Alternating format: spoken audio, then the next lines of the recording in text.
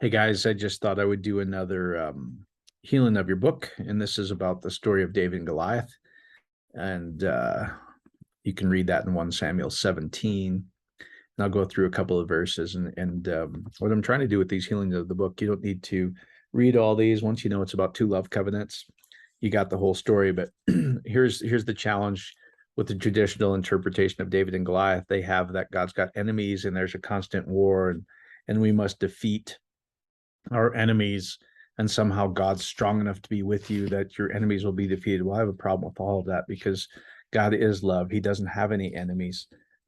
They mistranslated enemy as the other one against you, which is the second covenant, guys. And so because they interpreted this as a war, you get all these concepts of us fighting other people, which actually gives us wars, unfortunately, because we think we become like the God we worship. So if we think God's warring, it's okay for us to go to war. And we get all these weird concepts like that, the misinterpretation of good versus evil, where evil is wrought, and it literally says you shall behold the part of the highest part of man. The branch is good for you that you shall behold. And so what it means is that's how life is created. The first life is the branch of a physical man, and the second life is the branch of God himself, or the seed that's released from God himself. And you'll see that's what the the concept of David and Galal and the nature of Goth is really all about. It's a beautiful love covenant. And I might laugh because when I read it and I see how serious somebody just asked me, what about David and Goliath? God gives us strength to defeat our enemies. I'm like, oh, you're just going to get tired and draw more nonsense to yourself if that's how you interpret it, versus this beautiful story of the seed of God released from within you. So anyway, let me just show you a couple of the verses. I'll give you enough where I promise if you go look it up yourself, there's no warring going on. There's no battle armor, how you think it is. And so, like I said, these are just for if you really want to heal your book and realize, oh, I don't have to, God's not angry at anybody. God's not going to war with anyone. This is about a beautiful love covenant that everybody's going to experience. So let's just start with probably the first thing we need to start with is verse 1. Now the Philistines gathered their forces for war at Soko in Judah. So, all right. So here's how you do it, guys. You go to Interlinear. Let's just look at verse 1.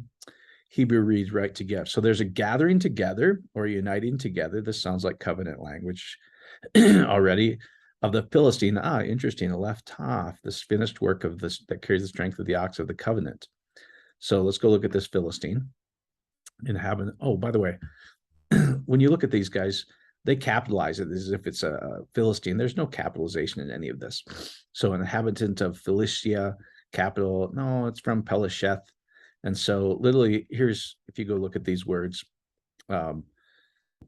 here's pay. Pay is the command or what's released from the mouth, the rod, the passion or the covenant meal of the covenant, tet, Pilishet. And so here's what you have here, Pilishti. And it's actually plural here. Yad Mem makes it plural. So you've got the word that comes from the rod, or the rod of God, the covenant passion, the seed that's released from the covenant. Okay. So they're gathering together, and the seed that's released from the mouth, the pay of God, that carries the strength of God in covenant. Armies, an encampment. Literally, it says, if you go look at it, it says a cape of encampment, but it means to bow down. From chana, to bend down, recline, to decline and bend down. And you've got this kana, and so you've got chet, it's the separation from the inner chamber, the life, noon, the seed or the offspring for the inner chamber that shall be revealed when you bend down. So they had that as armies, weird. To battle for war, from lacham. And if you go look at this again, there's no war or battle going on here, guys. It's a devour. That means it's going to be covenant meal. But you go look at this order for battle, but it says fit close together, unite. So this is the fitting together and the uniting to bending down. This is the finished work that carries the strength of the God in the covenant. When you bend down and unite, gathering together, Soko. 2 places in Judah from the same as Sok. And once you start to get on, so this is the passion or the covenant meal of the man that goes from the spiritual to the physical cough that shall be revealed. It's the same as soak, the bow or the branch. Uh-oh. Wonder what this is going to be about. This is the branch. This is the bow or the branch, guys. The bow or the branch, which belongs to Judah. And here it literally is Asher. It's the finished work of the strength of God, of the finished work of the height of man, the praise, Judah. And if you go look at this, it's the shout or the shout out of the branch of God, the branch of man. And so this is all about the word I will praise. This is the word of God coming out, and not of a physical man's parts, but of God himself, from Yada. And you got Yud He Vav He, obviously Yud He Vav He, and then there's a delet in the middle of it. So this is the release of the finished work of the man within that shall be revealed. So the gathering together of the branch, the Asher of praise, which belongs to Judah. All right. So this is the seed that's being released, guys. Let's just go look at some more of these little verses. And let's go. I just picked a couple out because in your story you have I said verse 4. Let's go look at that. All right. So you have the story. Then the champion named Goliath, who was from Gath, came out from the Philistine camp. He was 6 cubits and a span in height. Once you start to get this, guys, I promise you'll start to laugh, because how it's interpreted versus what it actually means. So I can't help myself. I apologize. So, and went out of the man of mans is what, so there's a coming out, there's a going out of the man of man. So what is released from a man, guys? To come or go out. And it's the yod, the finished work. And then you've got the zod of the harvest, or the desire of the strength of God that comes out of the champion man. Ish, man. Go look at champion man. Champion man from Bane. Bane. So you've got Bet Yod Nun. So this is the life or offspring. Nun. It's also the number for 50. So this is the spiritual man. Pentecost. Immersed in the spirit. The sword of the spirit is not a weapon of warfare, guys. The spirit, the sword is always the male part. It's the number 7. It's the upright man, the pointy part of the man that has a glistening crown on his head. And so so this is the finished work of the offspring of the life that comes from within the house. Bane. So this is the men above all men's from the camp. An encampment camp, I told you when we bend down, it's from Chana, right? To bend down, there's a bending down of the Philistine. From Pelesh, we showed you what this is. This is the finished work of the covenant. And then you've got the pay, or the command, or the word that goes out from the rod of the covenant of God. All right. What is this? Goliath. Let's go look at what this word is. Goliath, the nature of Goth. So Goliath, from Galah, if we go look at this, to uncover, remove. Go look at how uncover, removed is used, guys. It's all about to show them their nakedness, to become clear, uncover, display, reveal, declare, go forth. Uncover your nakedness. You shall not uncover your nakedness. You shall not uncover your nakedness. You shall not uncover your nakedness. So this is about intimacy. So from Goliath. So you've got the finished work of the covenant, Yod Toph, and then you've got Galal, and some of you guys know the camel. That's the Gamel. It's a picture. Literally, I will read it to you. It says a picture of a camel. So they had the imagery of, imagine a camel. It's got 2 humps and it's got this long neck. It says it's a picture of something lifted up like a camel. That's literally, I'm reading the definition of camel. It's like a camel rising up from its knees, full of pride. That's literally what it's, self-will and pride, and completes the work. And this is Lamed of the rod of God, basically, and the seed that's released of the rod of God in Toph, covenant. The nature, or Shem is name or nature. Name is always the nature of something, like a Shemite. And so Shem is Mem is the mighty waters that incubate in 40 days. in 40 weeks. Wonder what that is. Those mighty waters that come out of the rod of the man, of the work of the covenant, the meal of the covenant, the passion of the covenant. That's Shem. That's the nature of the passion of the covenant of Goth. The wine press. Well, guys, that's why the wine press, when you squeeze the juice of the grapes, what comes out, and get the imagery, guys, it was all about intimacy, the wine press. And so here you've got Goth, Goliath, Toph, two joined together, the mark of the covenant. The wine press, the mark of the covenant was the seed is released. So you got, again, Gamel, a camel, something lifted up like a camel rising up from its knees, of self-will, full of pride. The mark of the covenant of something lifting up from its knees, full of pride. When you squeeze the grape, the wine comes out. I wonder what that's all about, guys. So the nature of the wine, the covenant of God that is squeezed out, whose height was 6 cubits and a span. All right, let's go look at this. Whose height? So Gabo, the rising up, the height, I promise you, the height of buildings of trees. So there's some kind of a rising excellency. It's haughty, it's loftiness, it's full of pride, grandeur.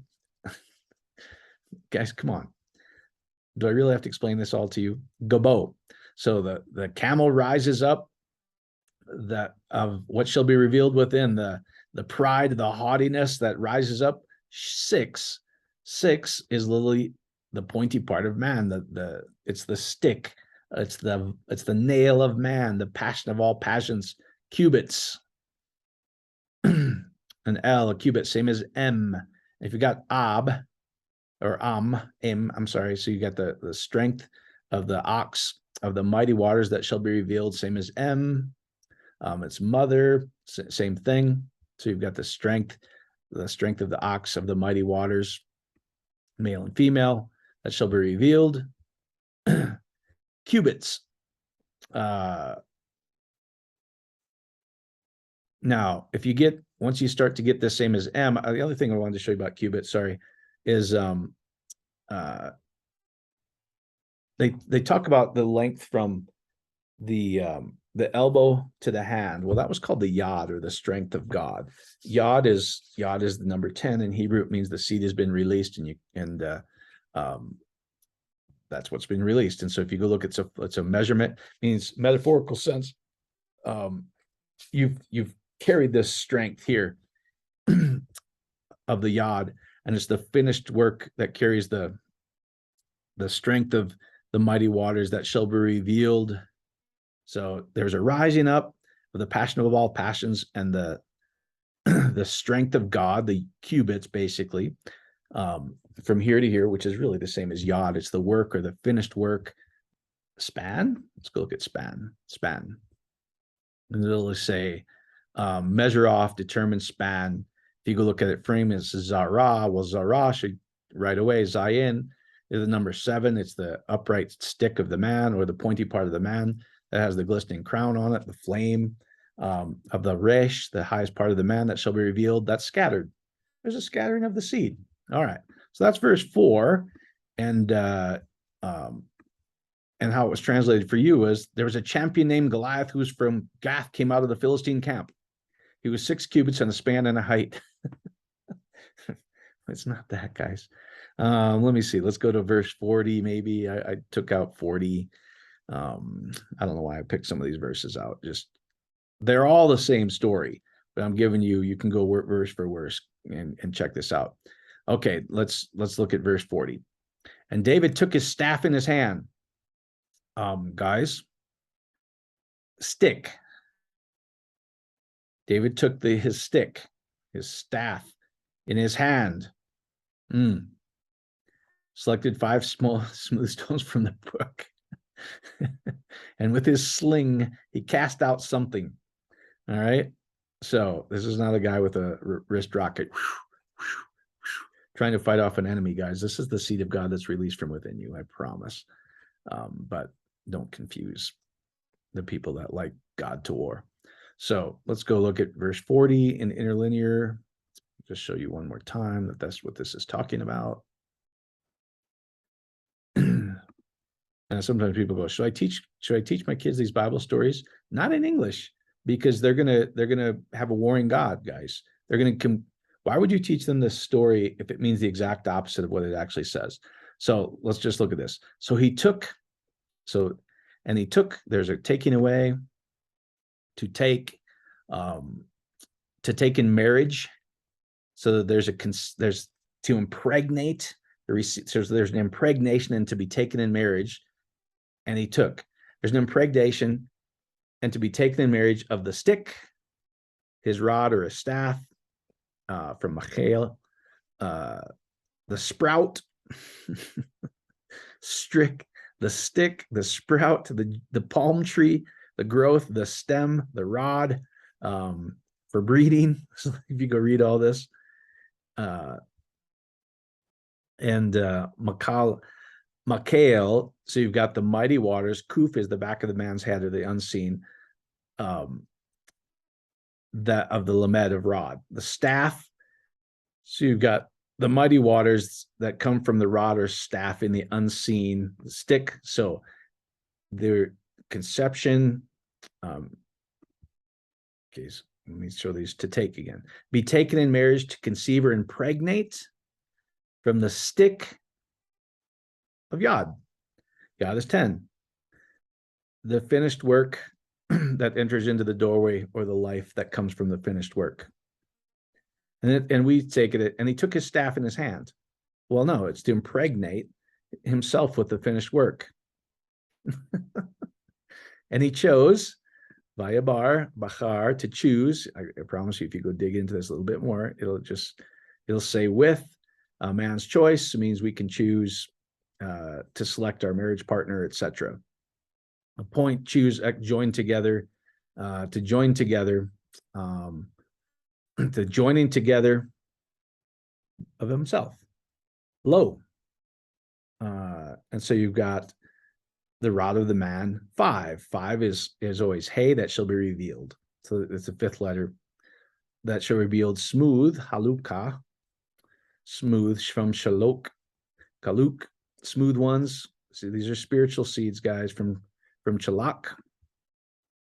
Be smooth or slippery. But you start to get the meaning right here if you start looking at this.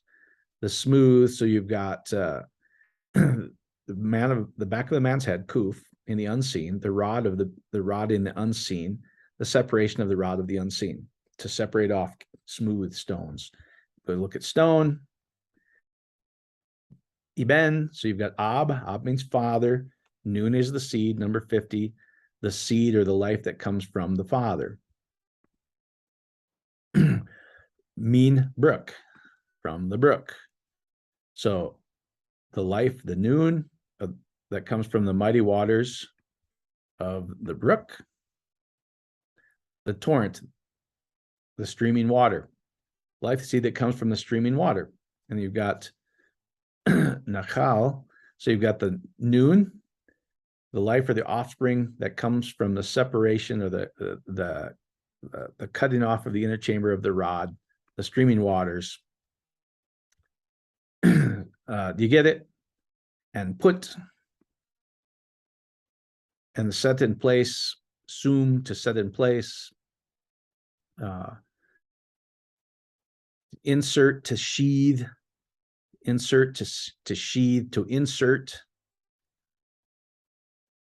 So you've got the covenant meal of man, the mighty waters of covenant meal of man that's inserted. Otam. And so you've got Aleph Toph, the mighty waters that comes from the finished work of the ox, in the bag, from the utensil or the vessel of Haraim. That shall be revealed, Ra. So here you've got the hey in front of a Hebrew noun means a definite article of the Ra. So you shall, the rising up of the height of the man that you should come to experience, plural, Yad Mem, which we had in his pouch. And the sling was in his hand. And anyway, you can go further and further. Let me just show you verse 37. Not sure why I wrote some of these words down. I'm just showing you, guys, this is the seed within. It's the casting of the seed or the semen of God literally within. which correctly translated is Jesus Christ. So let's go look at 47, because I think this one had to do with war too, and I wanted people to get this. Oh, and all those assembled here will know that it is not by sword or spear that the Lord saves. So why do you go out with the spear and a sword? Why are you battling, guys? For the battle is of the Lord's. He will give them into your hands. So, all right, let's go look at this then in Interlinear. 47. All right, from right to left. And you shall come to know, that means you've experienced, right? Everyone shall come to know or experience this assembly of Hazah. So here's the sword, right? This there of Zay. So this is the seventh letter. It's the pointy part of the man with a glistening crown on it, means the seed of God's been released, that shall be revealed. So you've got this man that shall be revealed within. That not, see, this is where there's no or not. See, that you shall behold. It's behold, it means lo. It means lo and behold. It's just like the fifth letter of the Hebrew alphabet, which is hey. When we go lo and behold, it means it's been revealed. So the strength of the rod of God has been revealed of this sword. The sword, again, is the number 7, guys. Bacharab. So it's the cherub, it's the sword or the dagger, the sharp pointy part within the house. And the spear, it's same concept. The spear, chanit. So you've got the separation from the inner chamber, the mighty water, the life noon, the life of this, the mighty waters, the offspring that come from the mighty waters of the covenant, from Chanah. So from the spear does save. Yasha, to deliver. It's the seed that's been released of the passion that you come to experience. Of Yud-He Vav-He. Yad, the seed, the work of the strength of God, or the work of God is released from the man within. For Yahweh is the battle.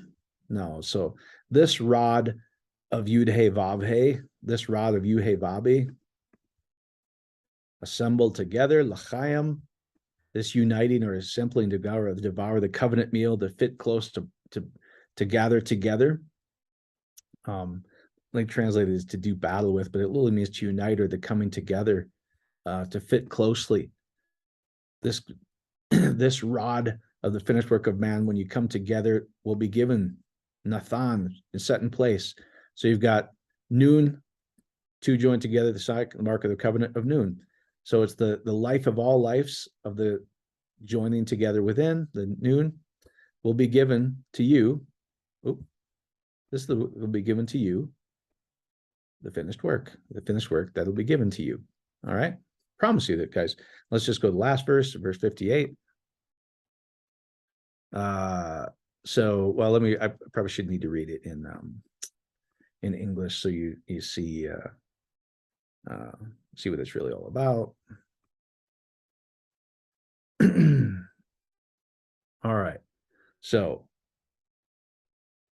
and it says this is, whose son are you, young man? Asked Shaul. I'm the son of your servant Jesse of Bethlehem, David replied. Once you start to get this, any kind of reply of the man within, the stem in the house, you should start to get, okay, I know what this is. If you understand physical intimacy, it's a type and picture of the intimacy of God, guys. So let's go to Interlinear, the 2 covenants of love, always, every time. And this word, and said. So, and this word to him, into or orge is the preposition into or orge. So the strength of the rod of God into Shaul, and from Shaul, asking. But if you go look at it, it's really the, once you get shin, participle of Shaul, to inquire or ask. But here's what it is, guys. To inquire, it really means desire. The desire, this is, if you go look at it, to lay the charge, this demand or the desire. This, once you get that, this is desire. Shin, the covenant meal of the strength of God, of the rod of God, the desire of the strength of the covenant of the rod of God, which carries the nature of the Father, of whom you are. Young man. This is young man, the lad, youth, retainer. Interpreted as the shaking or a scattering. So this is the shaking or a scattering, guys. So that's the shaking or the scattering of the seed. They translate it as young man. This is the word or the shaking of the scattering of the seed that's spoken out. This is the word that's released, guys. The saying. Amar. So you've got the finished work of the strength of God, the mighty waters, the upper part of men that is scattered. David. So Vav, Delet. So these are the doorways to enter in. So this is the man within, the nature of the Father of the man within, the slave or the servant or the worker. So that was always the concept of to do work was the slave. So this is the work. I promise you, from Abad, the bondservant, the maidservant, from Abad, the work or to serve, Abad, so that you shall come to experience the life, the doorway within, the servant of the door, the work of the one within. Jesse, father of David. Yes. And so if you go look at this, it's Yeshai. So you've got Yad, the finished work of all finished works, the 10th of all tens of the covenant meal, right? If you go look at Jesse, it actually, it's like stem. If you go look at it from Yesh, the substance, this is the existence, the finished work of the substance of the finished work of the passion of God, of the one, the Bethlehemite, the one who dwells in the house, Bet. So, do you guys get it? So this is the word cast out of the passion of God that carries the nature, the mighty waters of the finished work of the strength of God within. This is the word of the one that carries the nature of the Father. Oops. The strength of God of the passion of all passions of the one that dwells within you. All right. So I think I gave you enough, guys. And like I said, if these are boring to you, I'm just trying to show you which actually they're so brutally translated from the Greek and Hebrew, initially that you don't even know what it's talking about, because the Greek and Hebrew were picturesque languages, and then they were interpreted, ultimately into Latin and then into other languages. And I've been sharing this with people, guys, as like, how could this get so wrong? If you do a little church history, guys, when the Western Church translated Scripture into Latin in the late 4th century, there's a thing called the Dark Ages.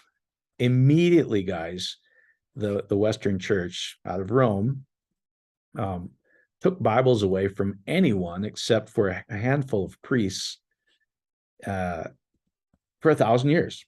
So you had to rely on these guys that had robes on and pointy hats and jesters, and for 1,000 years they wouldn't let a common person even own a Bible, much less interpret one. Go look at Tyndale, guys. So if you were caught with a Bible and you weren't part of the church, one of the approved, even a lot of the priests didn't have a Bible,